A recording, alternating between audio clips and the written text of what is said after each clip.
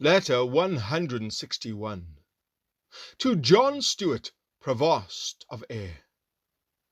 John Stewart, Provost of Ayr, is described by Livingstone as a godly and zealous Christian of a long standing, and from his earliest years. Inheriting, after the death of his father, considerable property, he largely applied it to benevolent purposes.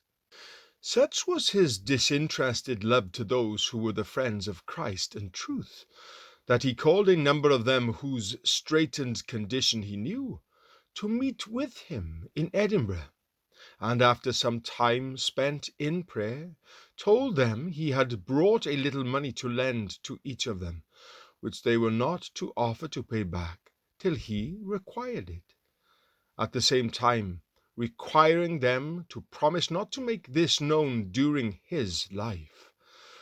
Not long after, the plague raging with severity in Ayr, and trade becoming in consequence much depressed, he himself fell into pecuniary difficulties, which made him at that time remove from the country. Borrowing a little money, he went over to France, and coming to Rochelle, loaded a ship with salt and other commodities, which he purchased at a very cheap rate. He then returned the nearest way to England, and thence to Ayr, in expectation of the ship's return. After waiting long, he was informed that it was taken by the Turks, which, considering the loss which others in that case would sustain, much afflicted him. But it at last arrived in the road.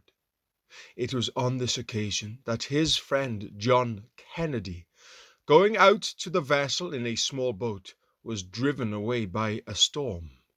See notice of Kennedy, letter 75. Stewart, having sold the commodities which he brought from France, not only was enabled by the profits to pay all his debts, but cleared 20,000 merks, Fleming's fulfilling of the Scriptures. He joined with Mr. Blair, Mr. Livingstone, and others in their plan of emigrating to New England, though they were forced to give it up. This good man was much afflicted on his deathbed, so that one day he said, "I testify that except when I slept or was in business, I was not these 10 years without thoughts of God, so long as I would be in going from my own house to the cross. And yet I doubt myself, and am in great agony, yea, at the brink of despair."